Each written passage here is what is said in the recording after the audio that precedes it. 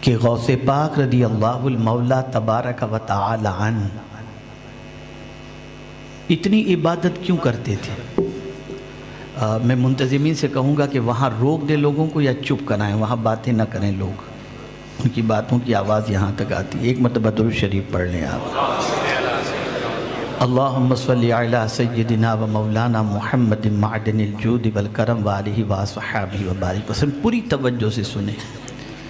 غوث پاک بھی ایک انسان ہی تھے،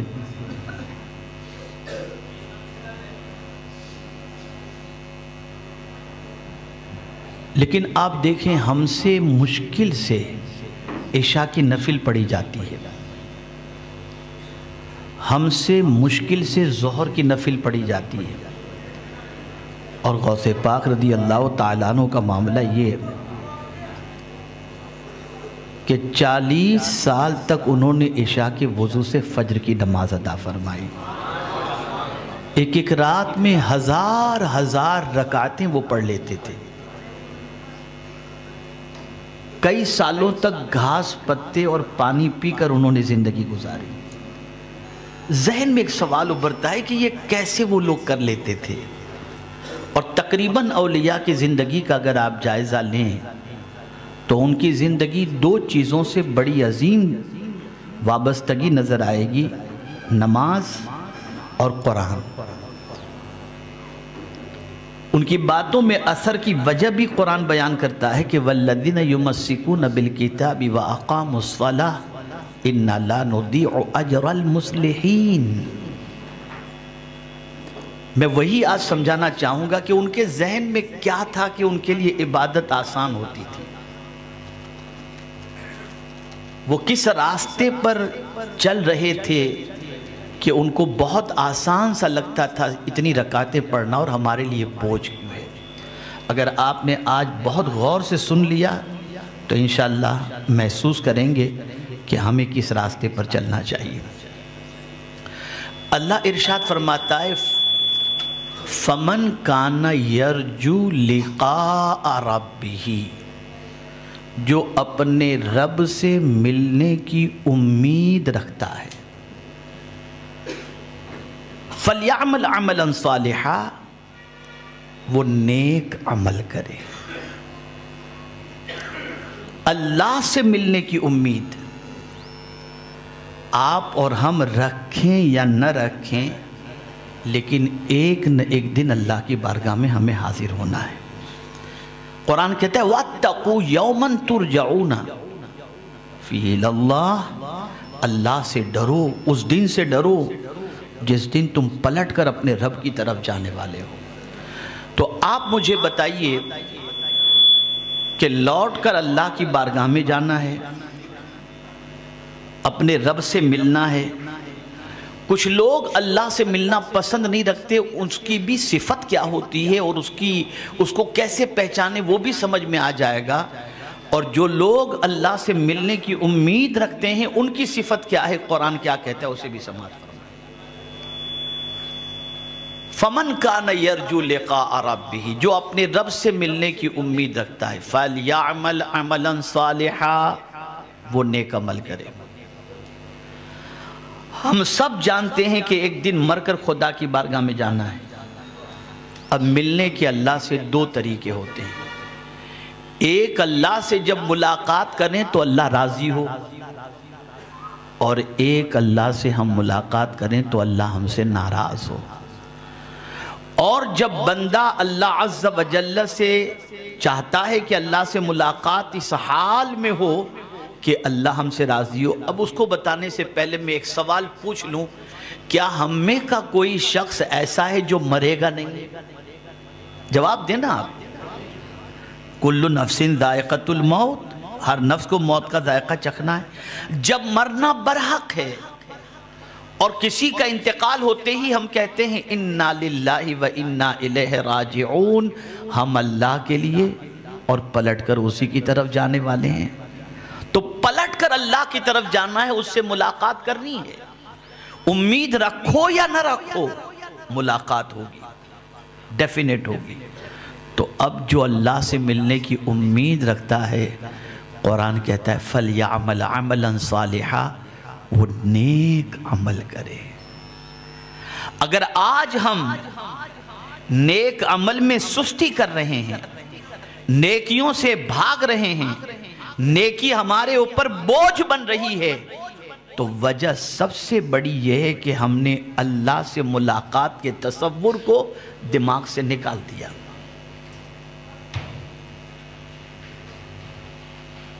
ہم بھول گئے کہ ایک دن مر کر اللہ کی بارگاہ میں حاضر ہونا ہے،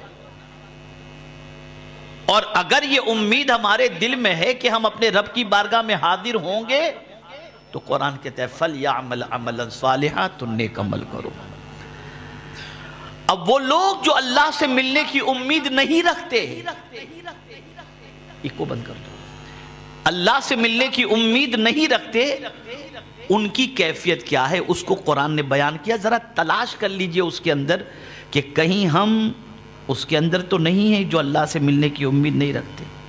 قرآن کہتا ہے ان الذین لا یرجون لقاءنا ورضوا بالحیاۃ الدنیا واطمأنوا بها والذین هم عن آیاتنا غافلون۔ وہ لوگ جو اللہ سے ملنے کی امید نہیں رکھتے، ان کی صفت یہ ہے رضوا بالحیاۃ الدنیا، وہ دنیا کی زندگی سے خوش ہیں،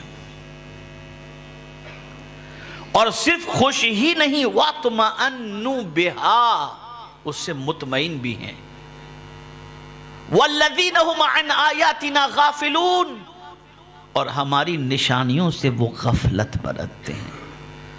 اب میں آپ سے پوچھنا چاہتا ہوں، کیا ہم دنیا کی زندگی سے خوش نہیں؟ کیا یہاں کی زندگی، کیا یہاں کا عیش موج، کیا یہاں کے لہو و لعب؟ کوئی مرنے کا نام لے لے تو آدمی کی روح کانپ جاتی ہے، آدمی گھبراتا ہے، یار یہ کیسی بات تم نے چھیڑ دی۔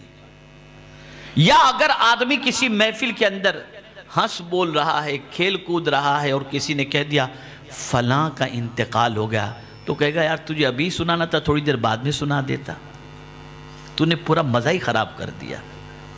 یہ ہے دنیا کی زندگی۔ ہم اس زندگی سے اتنے مطمئن ہو گئے، اور ہماری اطمینان کی جو چیز بنی ہے وہ یہاں کی ساری زیب و زینت، یہاں کی ساری عیش و عشرت، اس سے ہم بڑے خوش ہیں، بڑے مطمئن ہیں۔ لیکن اللہ والے جانتے تھے، غوث پاک جانتے تھے کہ یہ سب کچھ جب تک ہم استعمال کیے تب تک، جب اللہ چاہے گا لے لے گا، پرماننٹ ہمارے پاس کوئی چیز نہیں ہے۔ مین چیز ہے اس گھر میں جانا جہاں کی ہر چیز پرماننٹ ہے۔ اگر جنت میں گئے تو جنت کا داخلہ بھی پرماننٹ ہوگا، جنت کی نعمتیں بھی پرماننٹ ہوں گی، اور دنیا میں انسان چاہتا ہے کہ مجھے یہ ملے، لیکن یہاں وہ چیز ملتی نہیں ملتی، کچھ بھروسہ نہیں۔ لیکن جنت کا معاملہ یہ ہوگا وَلَكُمْ فِيهَا مَا تَشْتَهِي أَنفُسُكُمْ، جو تمہاری طبیعت چاہے گی مولا تمہیں عطا فرما دے گا۔ یہ ہے جنت۔ تو آج اگر ہماری طبیعت کے اوپر نماز بوجھ بن رہی ہے، تلاوت بوجھ بن رہی ہے، ریاضت بوجھ بن رہی ہے، اللہ کا ذکر بوجھ بن رہا ہے، اس کی سب سے بڑی وجہ یہ ہے ایک تصور نکل گیا کہ ہمیں اپنے رب سے ملنا ہے۔ یہ سوچ نکل گئی، اور یہ سوچ کیسی ہونی چاہیے؟ تو آئیے میں حضور صلی اللہ علیہ وسلم کا ایک ارشاد آپ کی سماعتوں کے حوالے کر دوں۔ میرے آقا صلی اللہ علیہ وسلم فرماتے ہیں، آنکھ میں جب بند کرتا ہوں تو سوچتا ہوں کہ ہو سکتا ہے آنکھ کھولنے سے پہلے ہی اللہ کی طرف سے مجھے بلاوا نہ آ جائے۔ آقا کریم صلی اللہ علیہ وسلم ارشاد فرماتے ہیں، میں کوئی لقمہ منہ میں رکھتا ہوں تو سوچتا ہوں کہ ہو سکتا ہے اس کو چبا کر حلق کے نیچے اتارنے سے پہلے ہی میں اس دنیا سے چلا جاؤں۔ یہ خیال تھا، یہ تصور تھا، اور جب آدمی یہ تصور ذہن کے اندر محفوظ کر لے کہ کب، کہاں، کیسے ہمیں نہیں معلوم اللہ کی بارگاہ میں حاضر ہونا ہے، تو میرے پیارے آقا صلی اللہ علیہ وسلم کے پیارے دیوانوں، پھر وہ نیکی میں سستی نہیں کرے گا۔ کیا کسی قرآن کی تلاوت کرتے ہوئے مرنے والے بندے کو دیکھ کر کوئی تلاوت کر رہا ہے اور اس کی موت واقع ہو جائے تو دل میں تمنا نہیں ہوتی کہ ہماری بھی موت ایسی واقع ہو؟ میں پوچھنا چاہتا ہوں، جب ایسی اچھی موت کی تمنا رکھتے ہو تو قرآن کھول کے پڑھتے کیوں نہیں آپ؟ رات بھر تو یوٹیوب پہ لگے رہتے ہو، رات بھر پتہ نہیں اللہ عز و جل کی نافرمانی کے کتنے دھبے اور کتنے داغ اپنے دامن پر لگا لیتے ہو۔ اگر غوث پاک رضی اللہ تعالیٰ عنہ پوری رات عبادت کرتے تھے تو یہ تصور پیش نظر تھا، مجھے میرے رب سے ملنا ہے، اور پھر ملوں کیسے اور ملتے وقت کیفیت کیا ہو آپ جانتے ہیں؟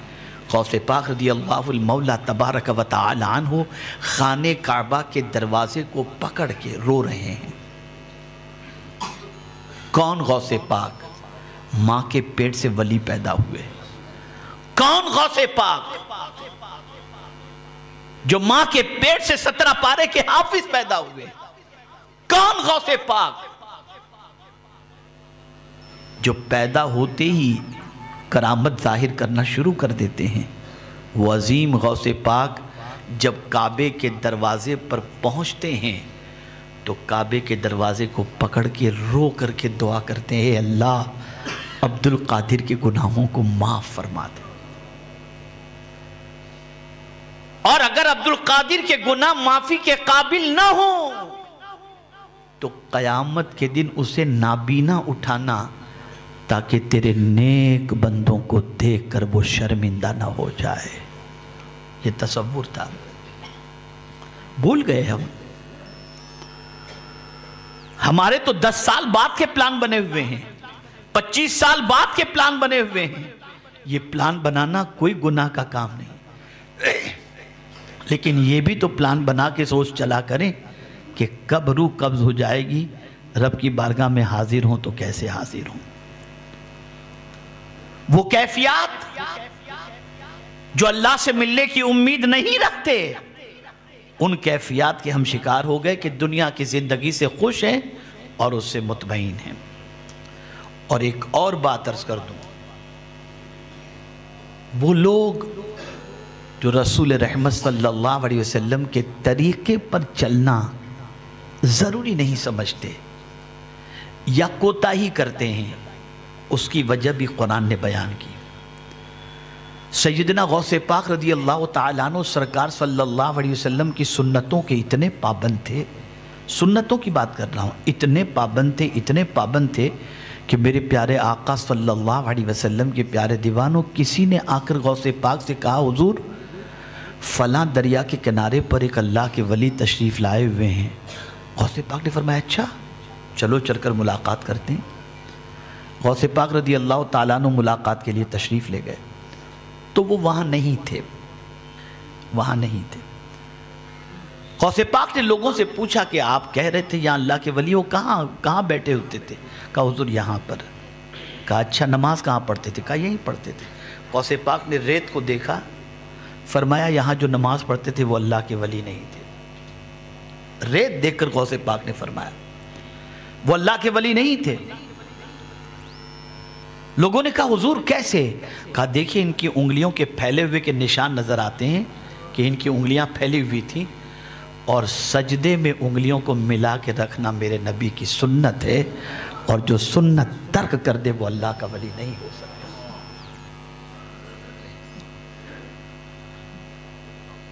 اور یہ بھی سن لو، امامہ شریف باندھنا سنت ہے، داڑھی رکھنا سنت ہے، مسواک استعمال کرنا سنت ہے، سرما لگانا سنت ہے، عطر لگانا سنت ہے۔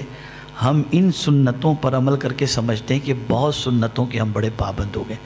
اللہ کے اولیاء جو ہوتے ہیں نا، وہ صرف ان سنتوں کے عامل نہیں ہوتے، وہ ان سنتوں کے بھی عامل ہوتے ہیں جو سنتوں پر عمل کرنا نفس کے اوپر بوجھ بنتا ہو۔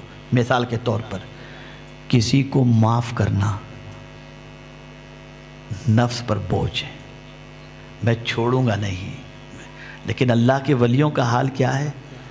وہ تو چوروں کو بھی معاف کر دیتے تھے، وہ ڈاکوؤں کو بھی معاف کر دیتے تھے، کبھی اپنی ذات کے لیے کسی سے انہوں نے انتقام نہیں لیا۔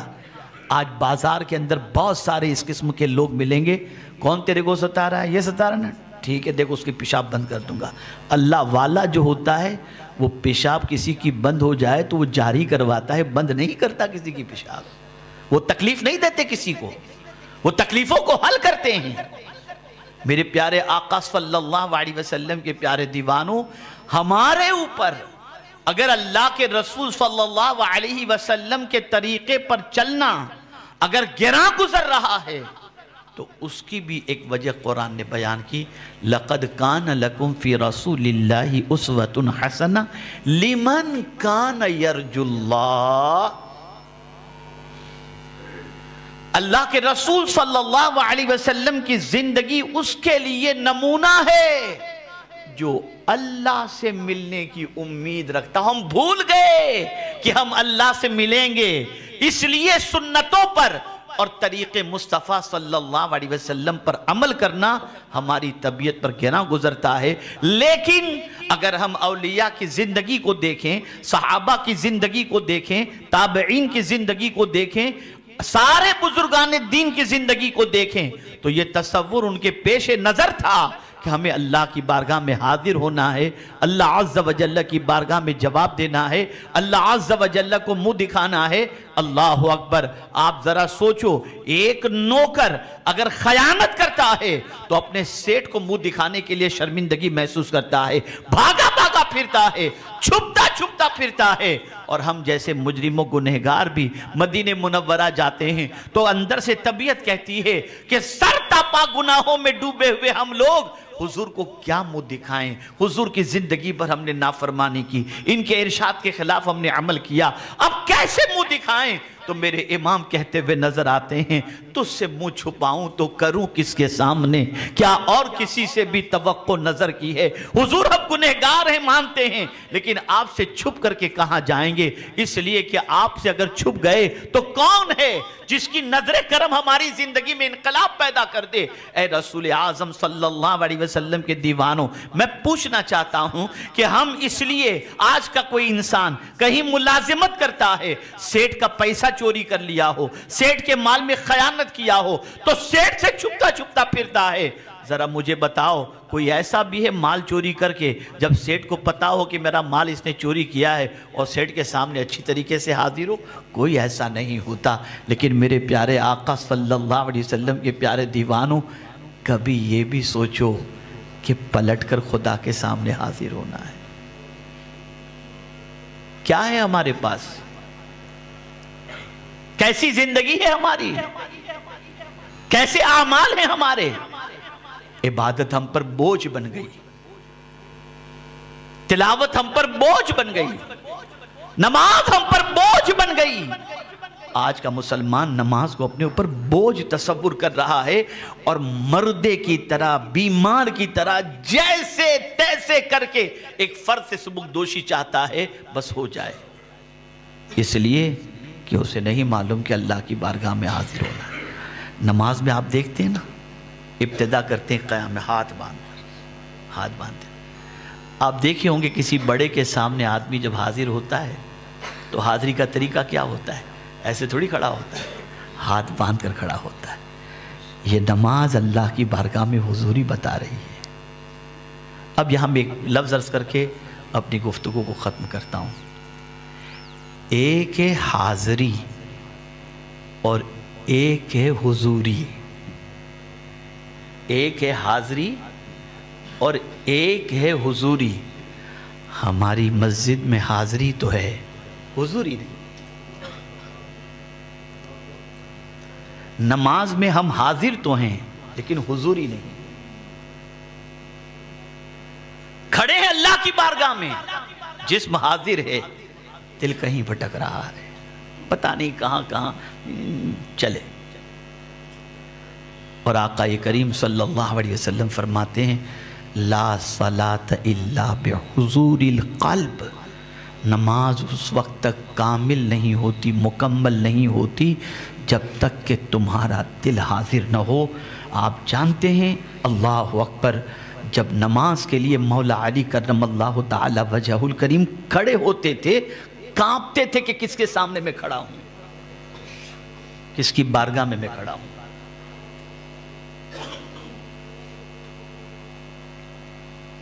عرض کرنے کا منشا یہ، اس تصور کو آج آپ کو دماغ میں بٹھانا ہے. اللہ سے ملنا ہے. کون ہے جو اللہ سے نہیں ملے گا؟ اس سے ملنے کی امید رکھو اس حال میں کہ وہ ہم سے راضی ہو. مجھے یاد آ رہی ہے سیدنا صدیق اکبر رضی اللہ تعالیٰ عنہ کی دعا. کتنی پیاری دعا ہے. دعا کرتے تھے اللہم اجعل خیر عمری آخرہ وخیر عملی آخرہ وخیر ایام یوم القاک.